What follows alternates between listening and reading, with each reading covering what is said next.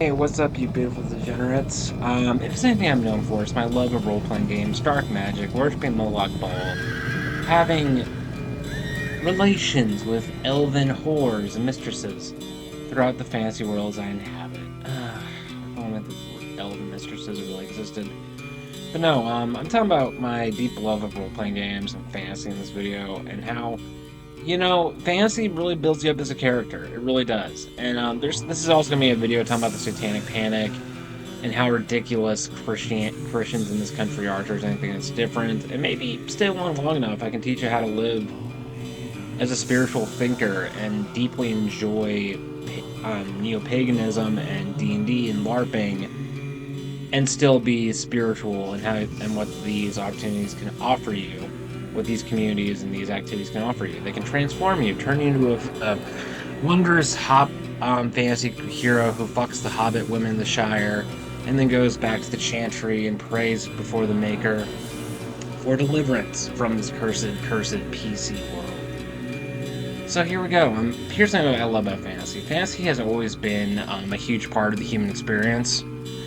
It's always been a part of exploring who we can be as people. I think fantasy and role-playing games are a little group ass projection that we do, whether those be video games, D&D, to immerse ourselves in fantasy worlds and be the hero in this ether that clearly is every time it exists in these fantasy worlds, and how these experiences can shape us, form communities, and really make us think big questions about morality and storytelling and inspire us to be the hero of our own journey. I mean, as much as I hate Jordan Peterson, he's right that we need mythology in our lives. I mean, we need the monomyth.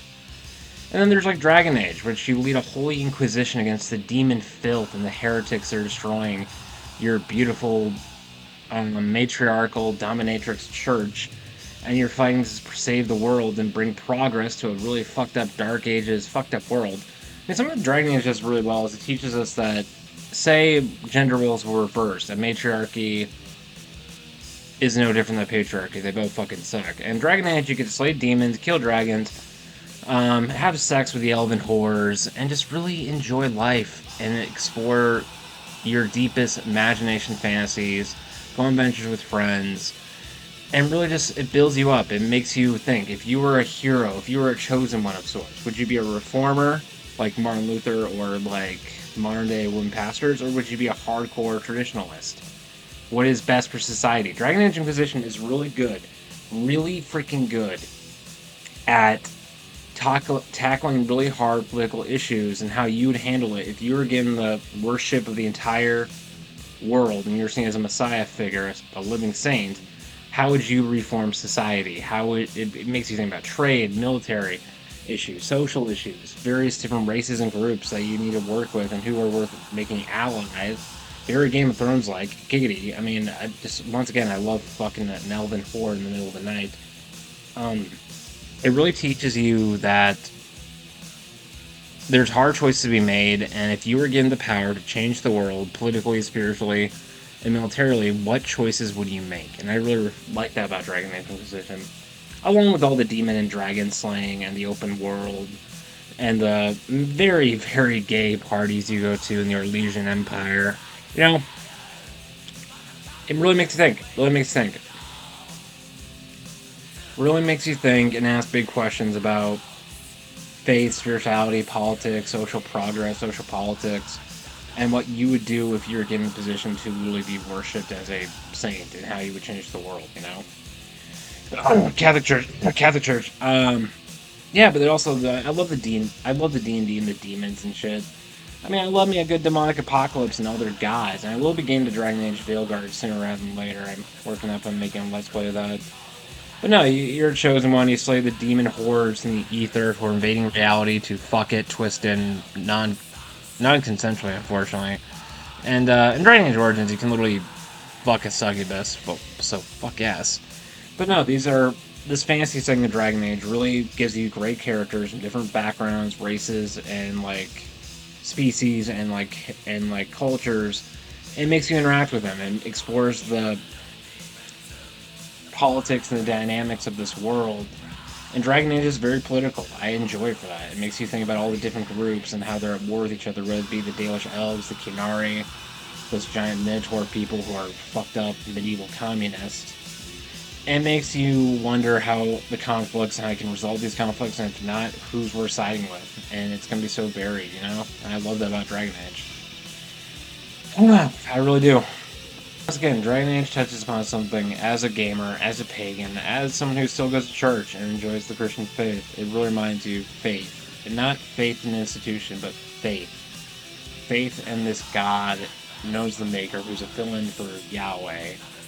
And faith in the God and not the institution, and how you can remain true to your deep personal faith and not be controlled by the politics of an uncaring church.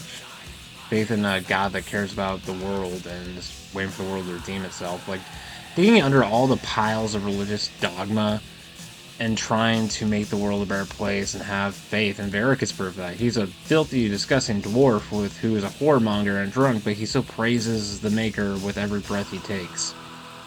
Same thing with Dorian. He's gay in the Imperial Chantry. That's a sin. But he still has a deep faith. And I love that about Dragon Age and the point they're trying to make about faith in God. Even when that faith is personal and you're dealing with all the extreme politics of dogma and church politics that dehumanize and destroy the meaning of faith. I really appreciate that. What I'm about to show you is clips from some 1980 Satanic Panic bullshit that freaked out about alternative lifestyles, D&D, heavy metal. And honestly, I'm glad the church has lost its influence on secular society. Because, you know, as much as these Jesus freaks like to claim about the glorious days of Christendom, it wasn't truly Christ-like. It was imposition by fear, conformity, and weaponizing Christianity and church and religion and social norms to enforce the status quo on women, queer people, and those just didn't fit in niche categories. The Dark Ages was not a golden age. Get that fetishization for your chastity belts and your making your wives into broodmares out of your fucking head. That wasn't reality. It wasn't some blur.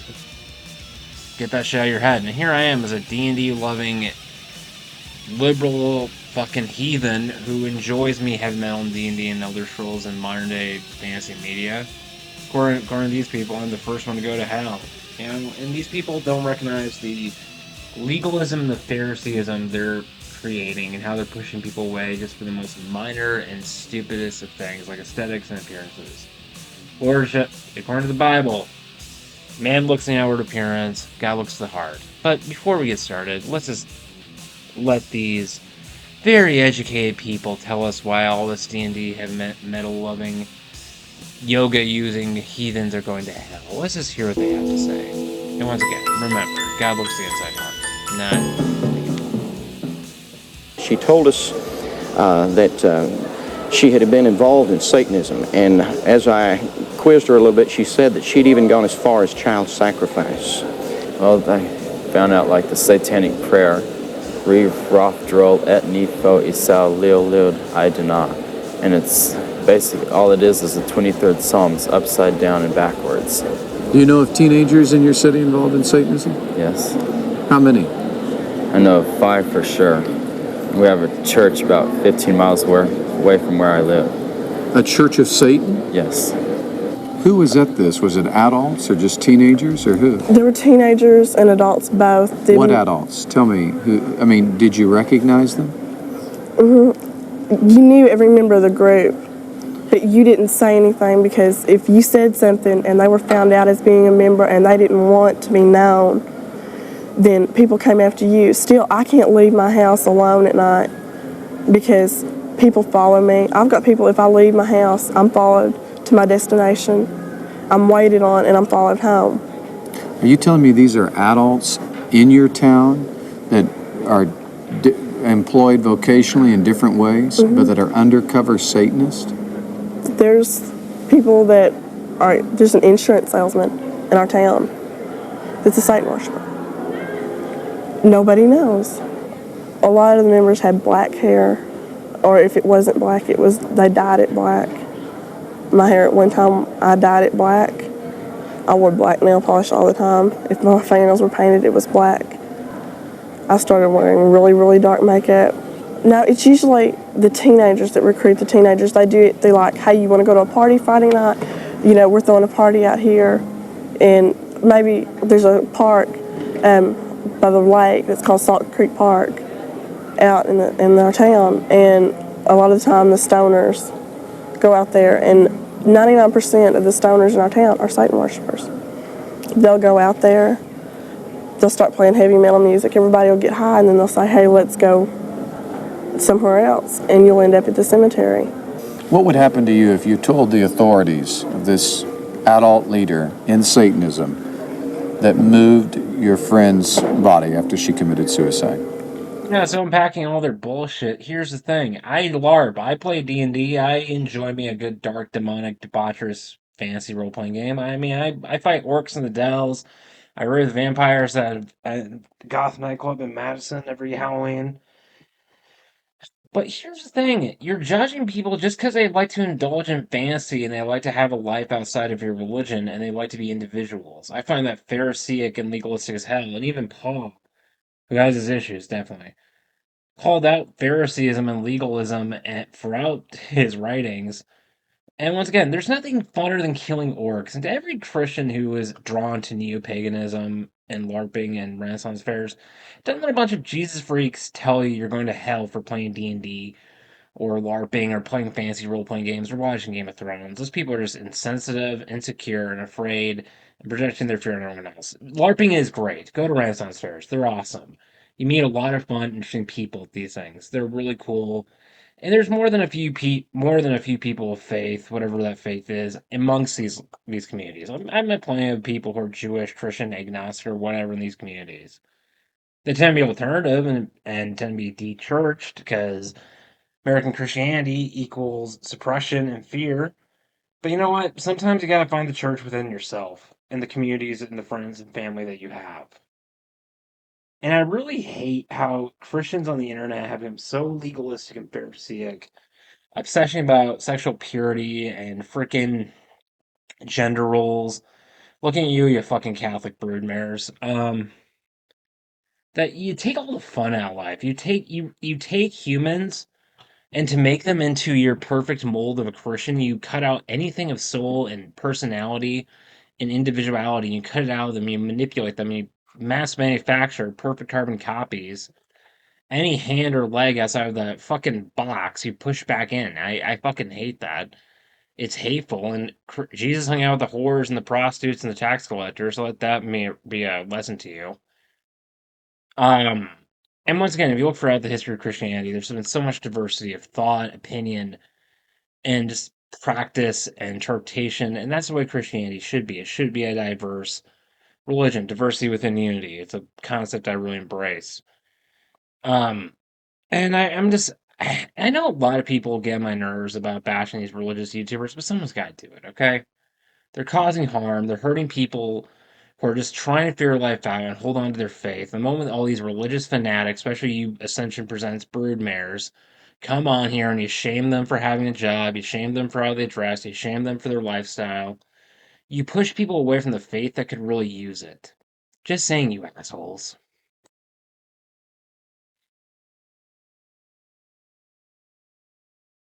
Worship.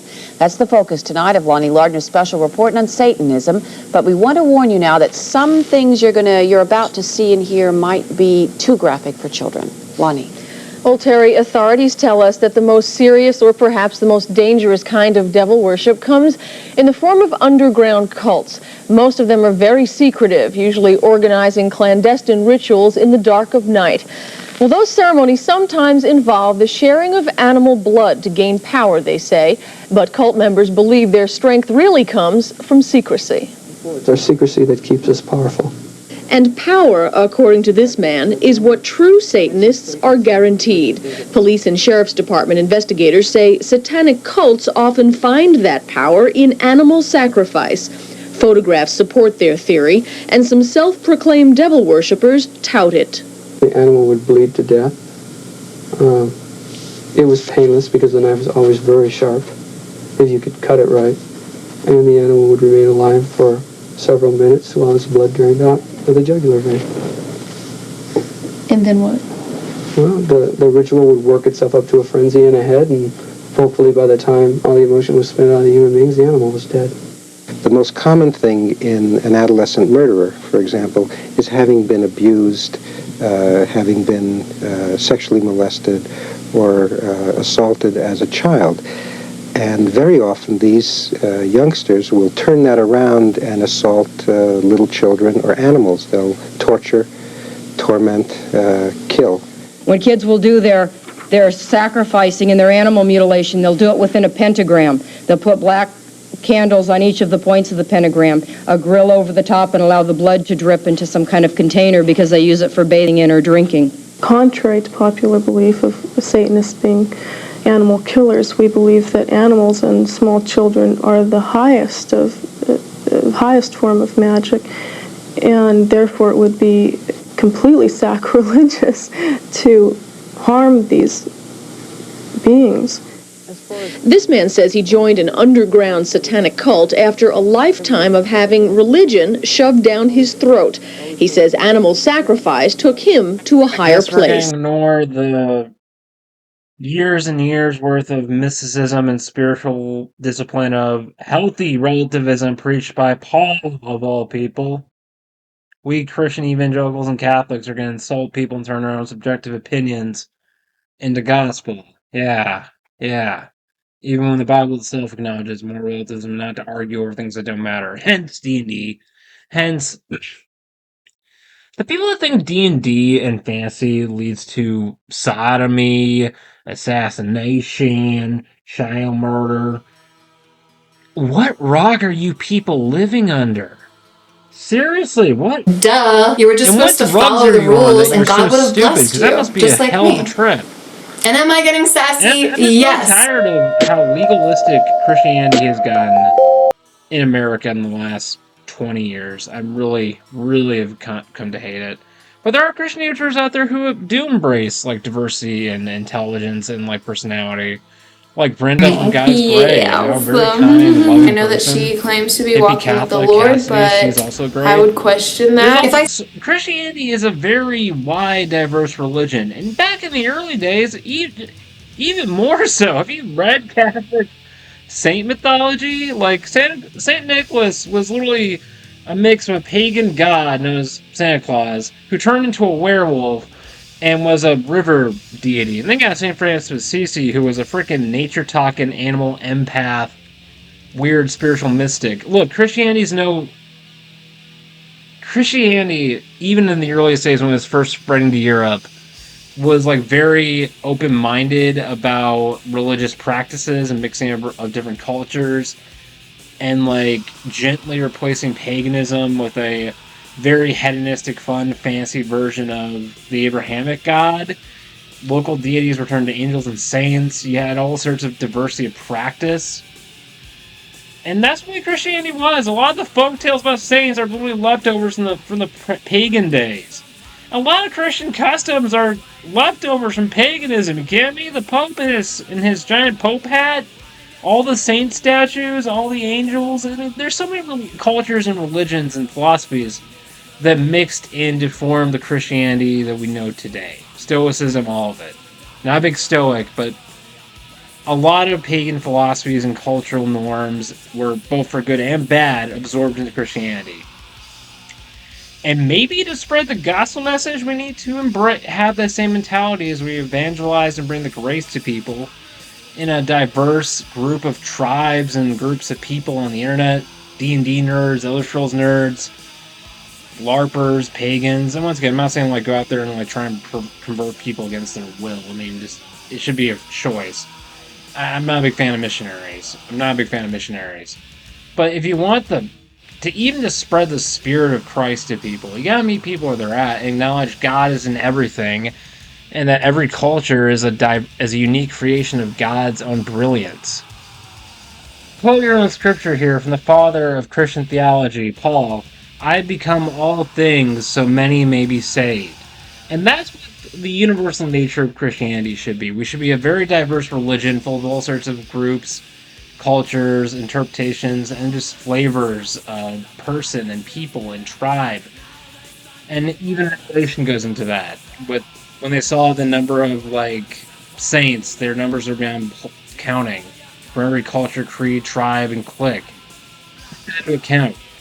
And when it comes to like neo-paganism, there's so much fun in fantasy worlds from Lord of the Rings, C.S. Lewis, Harry Potter. I mean, a lot of these authors came from Christian backgrounds and mixed it with old school fantasy, and they created these enlightened, beautiful worlds, inspired people, and brought mythology into people's lives. I mean, you get games like the Elder Scrolls where it's a war against demon gods. Hell yeah, fucking sign me up to fight demon gods. Hell fucking yeah. There's all these stories and mythologies that have trickled down from a mixing of different mythologies and inspire us to go out and fight, go to the Hobbit hole and slay the demons and go on our quest. And that's a core tenet of any story. The monomyth is something that we should all aspire to, and I think that's a God-given archetype built into us. We all inspire to go slay the dragon, fight the demons of the netherworld. These stories inspire us, and they should inspire us. These are stories that tell us to go on all these adventures. And Elder Scrolls, D&D, LARPing are ways we can go on these adventures and form community and find friends and share the love of God with and share the love of creation with, you know? And I personally believe every story that inspires you to go out and like think about the world more enchanted and whimsical, hopeful place is from God. Something built into our DNA, especially in the Western and Near Eastern world, that has stories of dragons and demons and other gods and heroes ganging up and working together to slay the demons and go on the quest and save the world or save their father from the belly of the whale.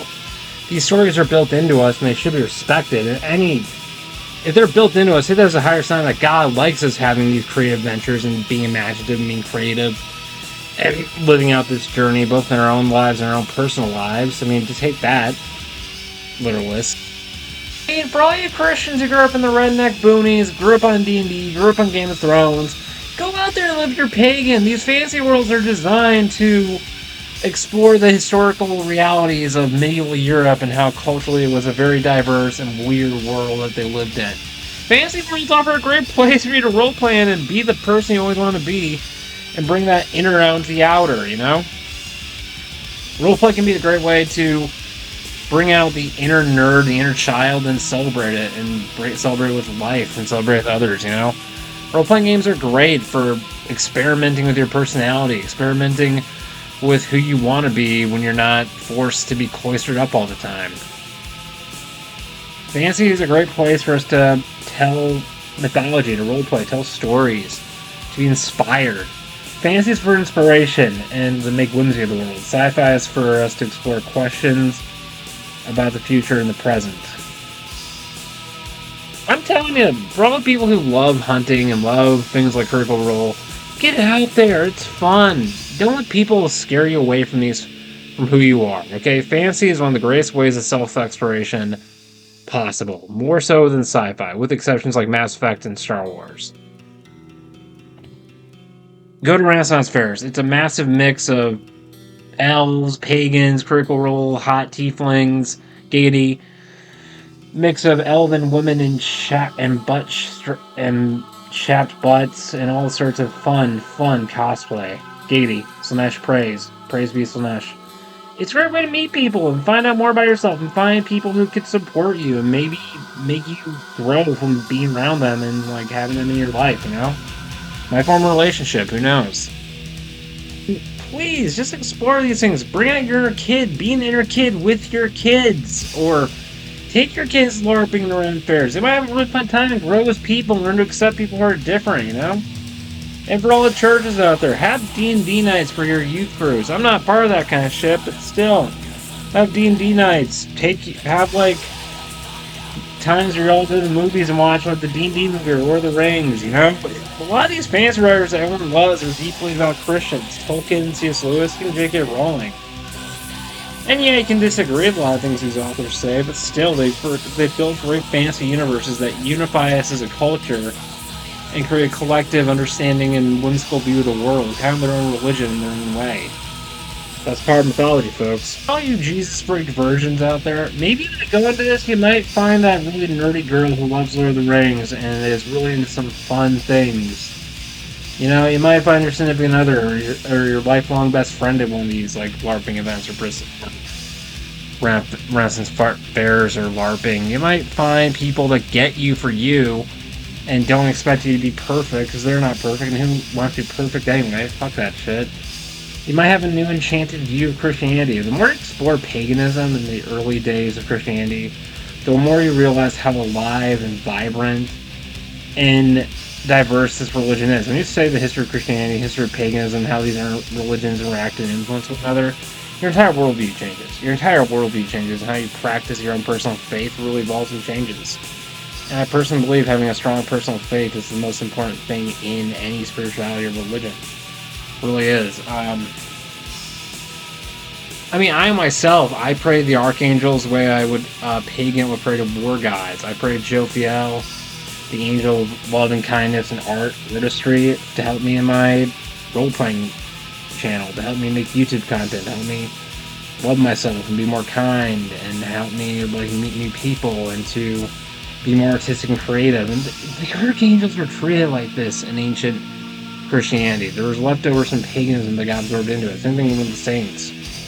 And this mentality can breed a very unique form of spirituality and a personal relationship with archetypes that certain people and beings represent. And Christianity did not erase this. It did not.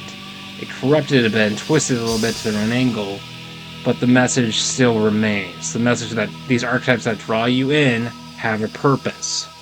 And even fantasy books like Lord of the Rings and Harry Potter have these archetypes, and even if you don't worship them, you can live by them.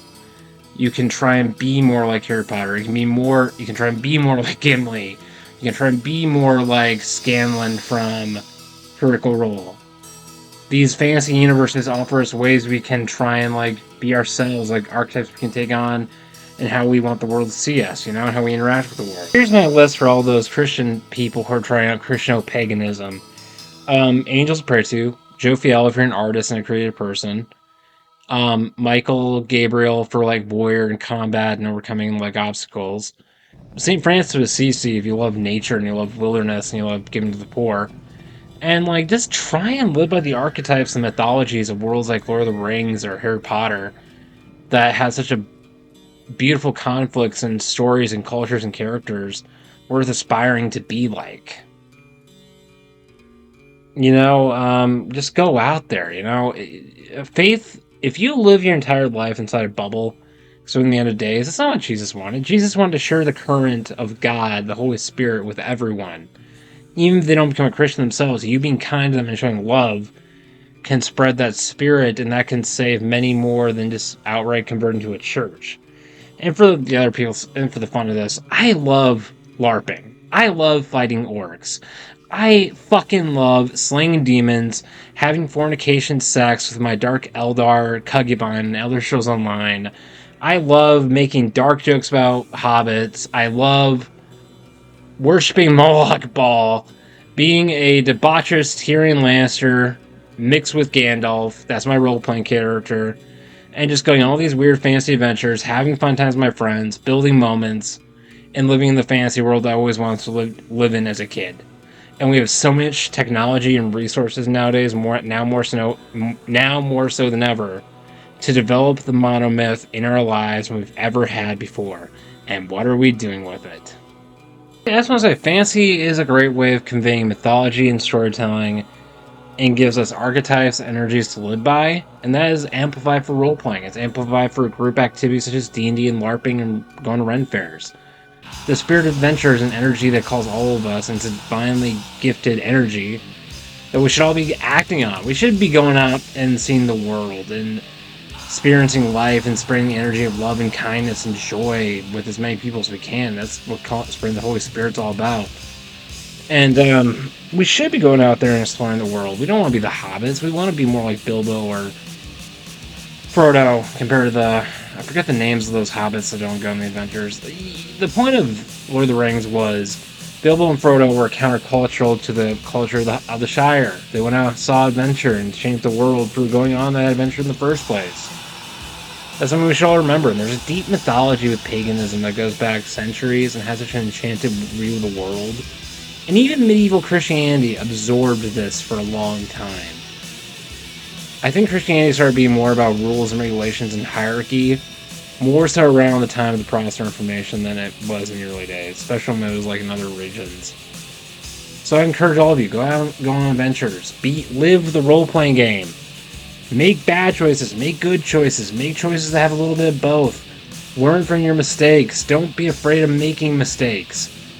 Living inside a bubble and being afraid of everything, especially when it comes to sex and like politics and philosophy, will leave you dead and spiritually enslaved, which is something else Paul spoke out about and called out legalism yet again. Really go out there, folks. Really go on the adventure. Really go on that fucking adventure. And spread as much of your energy and this energy of love and kindness as may feel as you can. That's all I'm going to say. It's a hard trip, but it's a worthwhile trip. And in closing, I will be doing more this kind of content in the future. And other notes I'll say, like, when it comes to like living out the Christian pagan life, go on adventures, live in the wilderness, experience life. There's all sorts of great Christian mystics who lived like D&D characters, like St. Francis of Assisi. The guy spoke to animals. He lived in nature. He preached to birds. Or look up other religious archetypes, like the Buddha, who achieved enlightenment in the wilderness. The world around us, the environment, has a deep divine energy that's just waiting for you to tap into it. Don't worship it, but let it empower you and become part of it. You know, that's how God works. Learn from other great heroes and great stories and mythologies. Inspire you to go out there and be the hero of your own journey. All I'm gonna say, folks, paganism has a lot of great mythology that modern day Christianity often lacks. And don't be afraid of playing D&D or watching Game of Thrones. Game of Thrones is hot. It's awesome. Don't be afraid of being an adult. Don't be afraid of being an adult. A nerdy, weird outcast. That is the coolest kind of person. And God loves you exactly as He made you. And individualism is one of the greatest. A deep sense of individuality, in the words of my pastor, is sometimes God's greatest gift to people. Till next time, folks. See you saying, go slay the demon. And please, if you go to an elven brothel, wear a condom and don't get sucked into a Slanesh cult. Don't get sucked into Slaneshi cults. That shit will fuck you up. Just saying. Giggity. See you around, folks. Peace.